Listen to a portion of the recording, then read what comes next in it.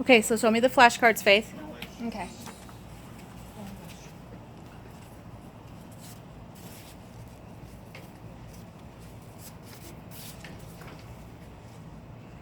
Okay. And here's the audience.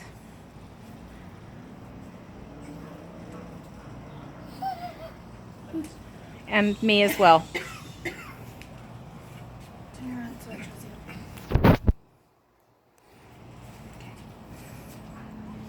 In 6th grade, I was introduced to a new form of public schooling.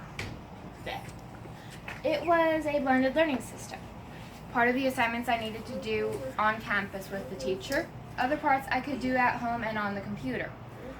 One group of assignments I could do at home on the computer was the Shakespeare play Julius Caesar.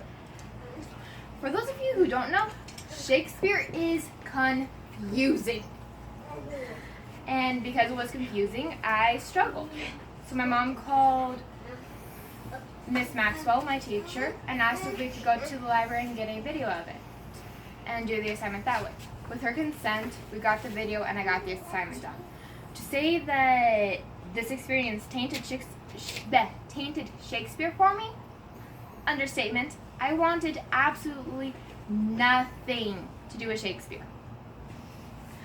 3 years later, my parents and I were up in Cedar City, Utah for a family reunion, and they asked me to hop in the car because they had a surprise for me. I did what they asked, and as we were driving away from the carnival-like atmosphere, I was grumbling and asking questions. Where are we going? The answer? You'll see. What are we going to be doing? Again, you'll see. As we got into once we were in the heart of town, I asked, what is going on? No answer. Then the car stopped. Looking around, I saw banners with Utah Shakespeare Festival. The thought process in my head was, they did not. They did. They actually brought me to the Utah Shakespeare Festival.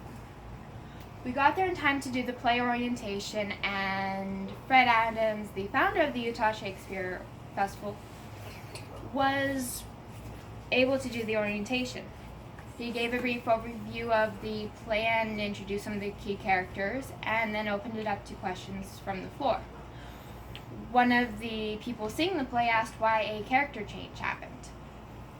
Mr. Adams smiled slightly and responded, for those of you familiar with Henry IV Part 1, you know what the second half entails.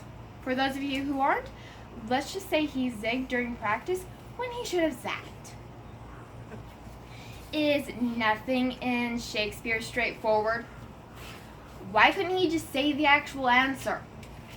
Grr. Grumbling some more, my parents and I went to the theater and took our seats. When the play began, I was shocked at the amount of emotion that the actors and actresses were putting into their characters. You could see the friendship between Prince Hal and Falstaff. You could see the contention between King Henry IV and Prince Hal.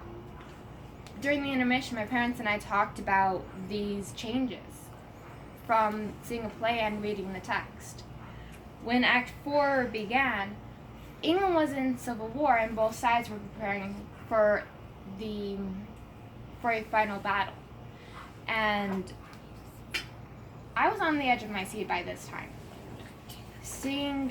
When Act 5 began, there was commotion outside of the theater and it piqued my interest. Suddenly, from both sides, people came running on stage. They fought a little, and I could hear the clink of actual swords. That part shocked me. I understood what Mr. Adams meant now. Later on, as the play progressed, I saw people jumping on stage, off stage, running in, running out, running all over. And it amazed me. When the actors and actresses came on stage for the final curtain call, I was ready to come back and see part 2. And when everyone was leaving, I looked at my parents and asked, "Can we please come back to see Henry IV Part 2?" They agreed, and since then I've seen 4 plays and have done 3 Shakespeare assignments for school. I have come to enjoy Shakespeare in a way I never thought possible because of Henry IV Part 1. Okay.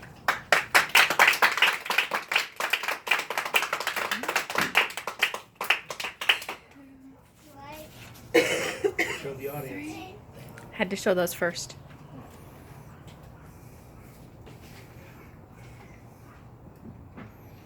Remember, show yourself. Oh, show myself. Okay. Can you see me? Yes. Okay.